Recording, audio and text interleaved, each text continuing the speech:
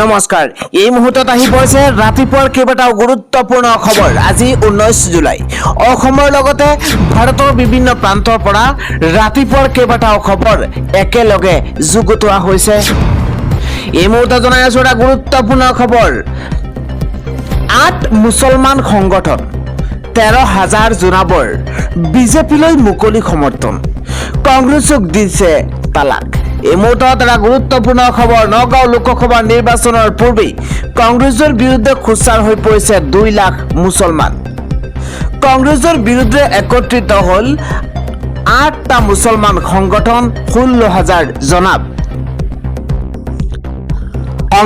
Party কংগ্ৰেছক মুকলি তালাক দিছে জনাব সমাজে।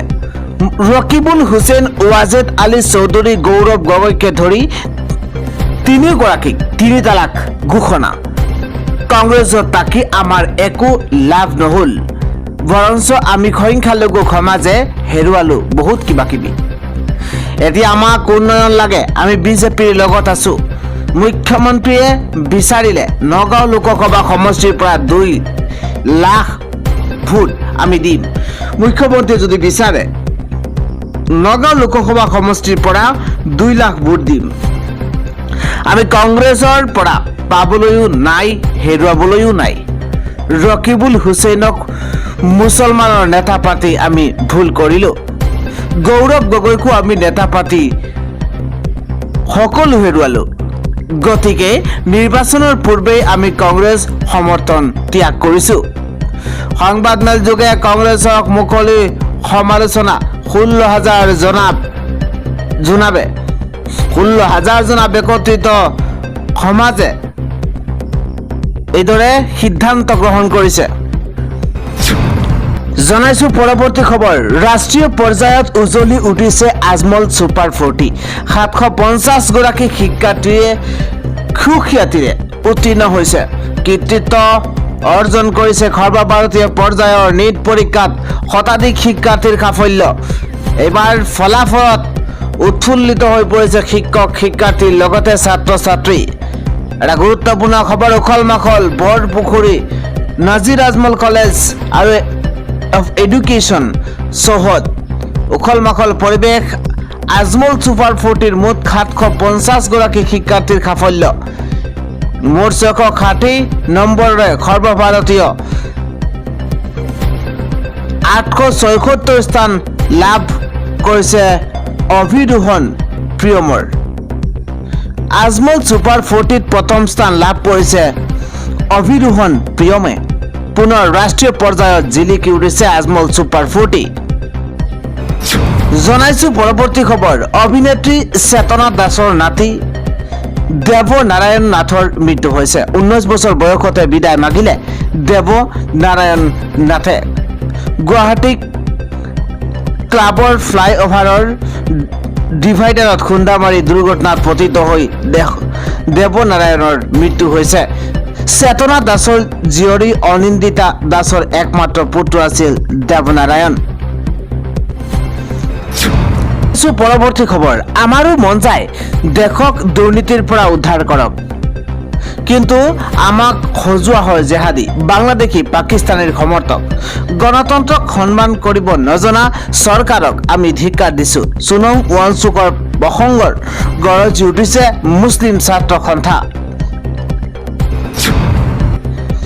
আন এটা খবৰ হৈছে ভাৰতৰ মুছলমানক আৰু কৰিব নোৱাৰিব অত্যাচাৰ।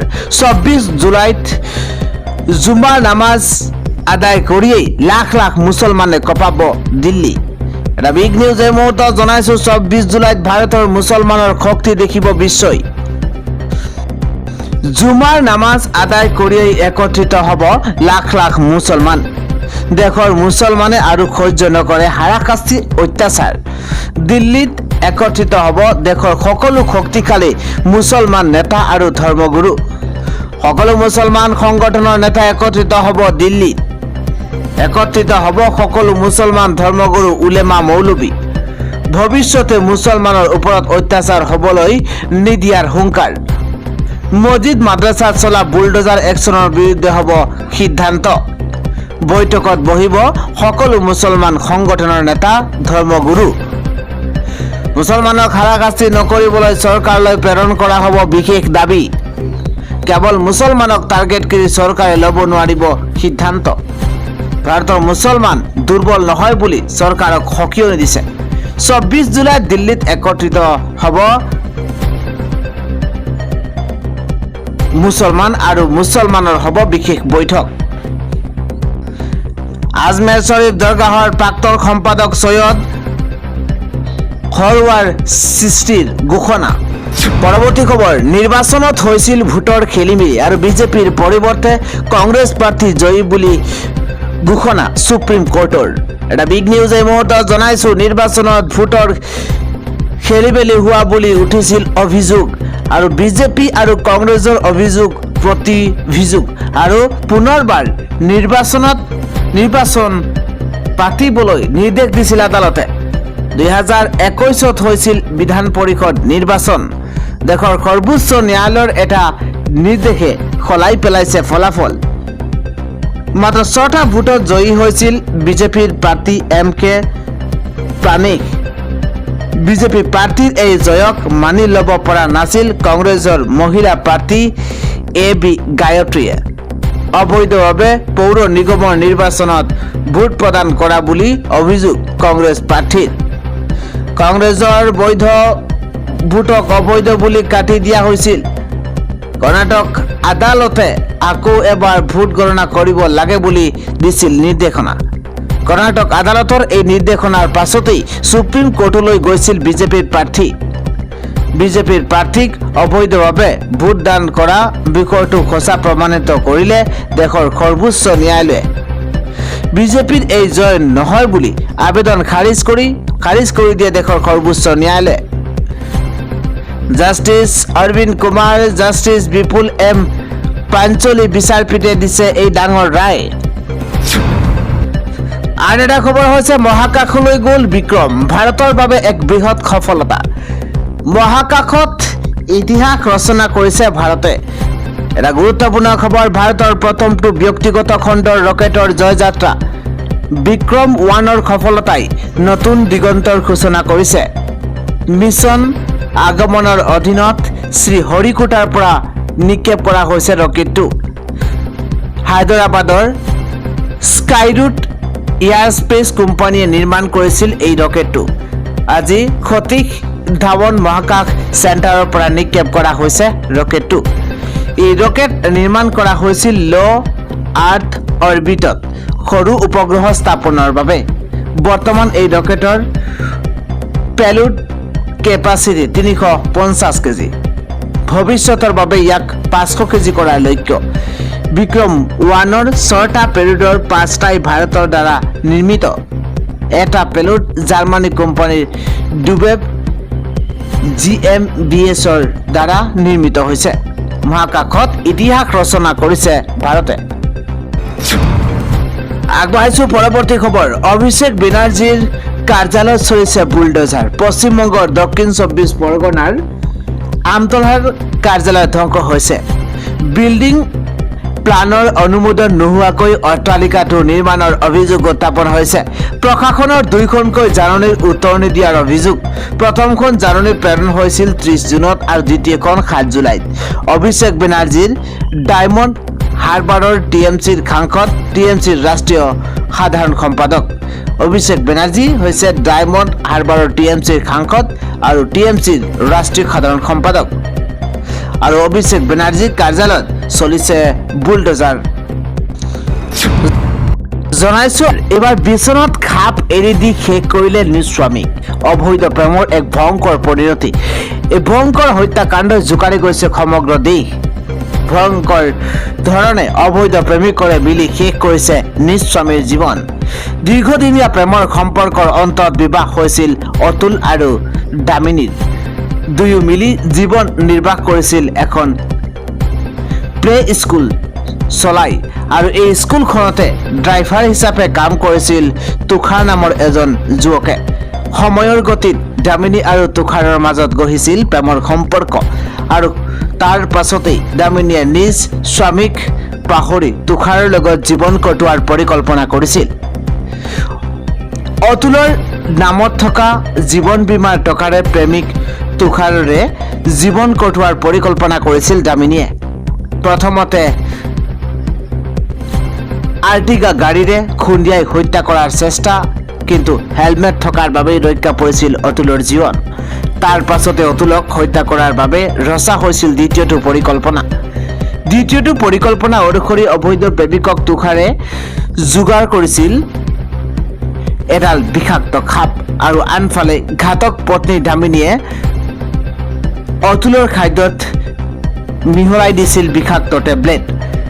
আনফালে ঘাতক পত্নী দামিনীয়ে অতুলৰ খাদ্যত বিষাক্ত টেবলেট মিহলাই দিছে, আৰু সেই খাদ্য গ্ৰহণ কৰিয়েই অচেতন হৈ পৰিছিল অতুল। আৰু তাৰ পাছতে প্ৰেমিক তুষাৰে অনা বিষাক্ত সাপটো এৰি দিছিল বিচনাত। অতুলৰ খুভৰিত দেখা গৈছিল বিষাক্ত সাপে কামোৰোৱা স্পষ্ট চিন। চিকিৎসকে মৃত ঘোষণা কৰিছে অতুলক। খবৰ পোৱাৰ পিছতে এয়া পৰিকল্পিত হত্যাকাণ্ড বুলি অভিযোগ আনিছে অতুলৰ পৰিয়ালে। তেওঁৰ পত্নী দামিনীৰ বিৰুদ্ধে উত্থাপিত হৈছে হত্যাৰ অভিযোগ। পাছত আৰক্ষীৰ তদন্তত ফাদিল হৈছে ভয়ংকৰ ঘটনা। উত্তৰ প্ৰদেশৰ মিৰাটত সংঘটিত হৈছে ভয়ংকৰ দেশ জোকাৰি যোৱা চাঞ্চল্যকৰ কাণ্ড। আন এটা খবৰ হৈছে দুৰ্নীতিত ন' কম্প্ৰমাইজ। নিজ দলৰে ঘুষখোৰৰ নেতাক বহিষ্কাৰ বিজয় থালাপতিৰ। অপৰাধ আৰু দুৰ্নীতিৰ বিৰুদ্ধে একশ্যন মোডত বিজয় থালাপতি চৰকাৰ। নিজ দলৰে দুৰ্নীতিগ্ৰস্ত নেতাৰ বিৰুদ্ধে কঠোৰ হৈ পৰিছে বিজয় থালাপতি। উৎকোচ লোৱা নেতাক 48 ঘণ্টাৰ ভিতৰতে দলৰ পৰা বহিষ্কাৰ। চৰকাৰী ঠিকাৰ নামত 1,30,000 টকা লৈছিল টিভিকে নেতাগৰাকীয়ে। উৎকোচ লোৱা নেতাক বহিষ্কাৰ কৰি নিদৰ্শন দেখুৱাইছে বিজয় থালাপতিয়ে। টকা লোৱাৰ সমগ্ৰ দৃশ্য দৃষ্টিগোচৰ হৈছিল মুখ্যমন্ত্ৰী থালাপতিৰ। উৎকোচৰ দৃশ্য দেখাৰ লগে লগেই কঠোৰ স্থিতি মুখ্যমন্ত্ৰী থালাপতিৰ। অপৰাধ আৰু দুৰ্নীতিৰ বিৰুদ্ধে একশ্যন মোডত বিজয় থালাপতি। এটা হৈছে দ্বিতীয় বিবাহ কৰা অসম আৰক্ষীৰ জোৱানক গ্ৰেপ্তাৰৰ অৰ্ডাৰ দিছে ৰাজ্যৰ মুখ্যমন্ত্ৰী হিমন্ত বিশ্ব শৰ্মাই। দ্বিতীয় বিবাহ কৰা স্বামীৰ বিৰুদ্ধে একশ্যন আৰম্ভ। খুদ মুখ্যমন্ত্ৰীগৰাকীৰ অৰ্ডাৰ। মহিলাৰ অভিযোগৰ ভিত্তিত গ্ৰেপ্তাৰৰ নিৰ্দেশ দিছে মুখ্যমন্ত্ৰী হিমন্ত বিশ্ব শৰ্মাই। নলবাৰীৰ এগৰাকী মহিলাৰ অভিযোগৰ ভিত্তিত একশ্যন আৰম্ভ। নিশাৰ ভিতৰতে গ্ৰেপ্তাৰ কৰিবলৈ নিৰ্দেশ আৰক্ষীৰ শীৰ্ষ বিষয়াক। দুটা সন্তানৰ পত্নীক এই দ্বিতীয় বিবাহ কৰিছিল স্বামীয়ে, আৰু অসম আৰক্ষীত কৰ্মৰত স্বামীক গ্ৰেপ্তাৰৰ নিৰ্দেশ দিছে নিশাৰ ভিতৰতে ৰাজ্যৰ মুখ্যমন্ত্ৰীগৰাকীয়ে। আৰক্ষীৰ ধমক দেখুৱাই পত্নীক নিৰ্যাতনৰ অভিযোগ উত্থাপন হৈছে। মুখ্যমন্ত্ৰীক লিখিত অভিযোগৰ পাছতেই গ্ৰেপ্তাৰৰ নিৰ্দেশনা। দ্বিতীয় বিবাহ কৰা স্বামীৰ বিৰুদ্ধে একশ্যন আৰম্ভ কৰিছে মুখ্যমন্ত্ৰীয়ে। পৰৱৰ্তী খবৰটো হৈছে ধ্বংসস্তূপত পৰিণত হৈছে কেইবাখনো চহৰ। খন্দানীন হৈ আছে 50,000ৰো অধিক লোক, আৰু মৃত্যু হৈছে 5,000ৰো অধিক লোক। প্ৰচণ্ড ভূমিকম্প, তাজপাতৰ দৰে খহি পৰিছে অট্টালিকা। এইবাৰ মৃতকৰ সংখ্যা 5,059 জনলৈ বৃদ্ধি পাইছে। এটা গুৰুত্বপূৰ্ণ খবৰ এই মুহূৰ্তত জনাইছো, মৃতকৰ সংখ্যা বৃদ্ধি পোৱাৰ পূৰ্ণ সম্ভাৱনা আছে। এইবাৰ ভূমিকম্পৰ পাছতে ধ্বংসস্তূপত পৰিণত হৈছে কেইবাখনো চহৰ। 16,740 জন গুৰুতৰভাৱে আহতক হস্পিটেলত ভৰ্তি কৰোৱা হৈছে। 6,642 গৰাকী সুৰক্ষিতভাৱে কৰা হৈছিল উদ্ধাৰ। কাৰাকাছ, লাগুইৰা, মিৰাণ্ডা আৰু আৰাগুৱা চহৰত ধ্বংসলীলা চলিছে। আটাইকেইখন চহৰত 107টা ৰিলিফ কেম্প স্থাপন কৰা হৈছে। কেম্পত আছে 21,235 গৰাকীকৈ লোক। 24 জুনৰ ভূমিকম্পৰ পাছত 1000তকৈও অধিক আহিছে আফটাৰ শ্বক। ভেনিজুৱেলাত এতিয়াও উদ্ধাৰ হৈ আছে মৃতদেহ। প্ৰতিদিনে 50ৰ পৰা 100 জনকৈ লোকৰ মৃতদেহ উদ্ধাৰ কৰা হৈছে।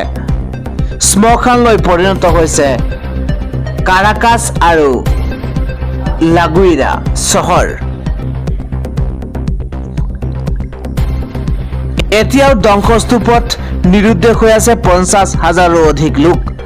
চিকিৎসাধীন অৱস্থাত আছে প্ৰায় 20,000 লোক। পৰৱৰ্তী খবৰটো হৈছে সাৱধান হোক, সতৰ্ক হোক, কিয়নো আগন্তুক 4 দিনলৈ ৰাজ্যত এলাৰ্ট জাৰি কৰা হৈছে। এই মুহূৰ্তত এটা গুৰুত্বপূৰ্ণ ৱেডাৰ ব্ৰেকিং জনাইছো। নেৰানেপেৰা বৰষুণ, ধুমুহা, বজ্ৰপাতৰ এলাৰ্ট জাৰি কৰিছে বতৰ বিজ্ঞান কেন্দ্ৰই। কিয়নো 18 জুলাইৰ পৰা 22 জুলাইলৈ IMDৰ তৰফৰ পৰা এলাৰ্ট জাৰি কৰা হৈছে। ভাৰতীয় বতৰ বিজ্ঞান বিভাগৰ সতৰ্কবাণী। এটা গুৰুত্বপূৰ্ণ খবৰ, উজনিৰ পৰা নামনিলৈ কেইবাখনো জিলালৈ জাৰি কৰা হৈছে এলাৰ্ট। মহানগৰী গুৱাহাটী মহানগৰীতে এজাক বৰষুণতে পুনৰ হাহাকাৰ পৰিৱেশ। কৃত্ৰিম বানৰ বাবে আবদ্ধ হৈ পৰিছে শ শ যান বাহন। যান জঁটত এতিয়া ভুগিছে জনতা। পুনৰ ভয়ংকৰ যান জঁটৰ সৃষ্টি। কিন্তু এজাক বৰষুণৰ পাছতেই গুৱাহাটী মহানগৰীৰ অৱস্থা হয় সংকটজনক। একাটো এককাল পৰ্যন্ত পানী। ৰাজপথৰ মাজতেই সাগৰ সদৃশ পৰিৱেশৰ সৃষ্টি হয় আৰু তাৰ পাছতে যান জঁটৰ সৃষ্টি হয়। কোকৰাঝাৰ, বঙাইগাঁও, বৰপেটাত অৰেঞ্জ এলাৰ্ট জাৰি কৰা হৈছে আজিৰ দিনটোত। তিনিচুকীয়া, ডিব্ৰুগড়, চৰাইদেউ, শিৱসাগৰত জাৰি কৰা হৈছে এলাৰ্ট। মাজুলী, যোৰহাট, ধেমাজি, লখিমপুৰ, বিশ্বনাথ, শোণিতপুৰ, কাৰ্বি আংলং, পশ্চিম কাৰ্বি আংলং, লগতে হোজাই, নগাঁও, মৰিগাঁও, ওদালগুৰিত, দৰঙত এলাৰ্ট জাৰি কৰা হৈছে।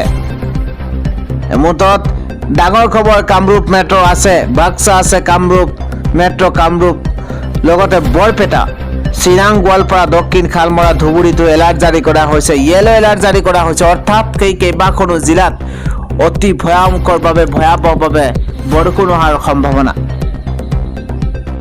জনাইছো পৰৱৰ্তী খবৰ, আমেৰিকাৰ সেনাৰ ঘাটিত ধ্বংসলীলা অব্যাহত ইৰাণৰ। আমেৰিকাৰ ধাৰাবাহিক আক্ৰমণৰ পাছতে ইৰাণৰ একশ্যন আৰম্ভ হৈছে। ইফালে জৰ্ডানৰ পিছত ছৌদি আৰৱত ইৰাণৰ ধাৰাসাৰ মিছাইল নিক্ষেপ। বাহৰেইনত থকা আমেৰিকান সেনাৰ ঘাটিত মিছাইলেৰে ভয়ংকৰভাৱে আক্ৰমণ।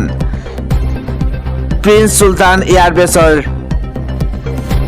পিন পইণ্টত মিছাইল নিক্ষেপ কৰা হৈছে। যুদ্ধ বিমানৰ উৰণৰ সময়তে ভয়ংকৰ আক্ৰমণ ইৰাণৰ। জৰ্ডান, কাটাৰ, ছৌদি আৰৱ, বাহৰেইনত ইৰাণৰ আক্ৰমণ।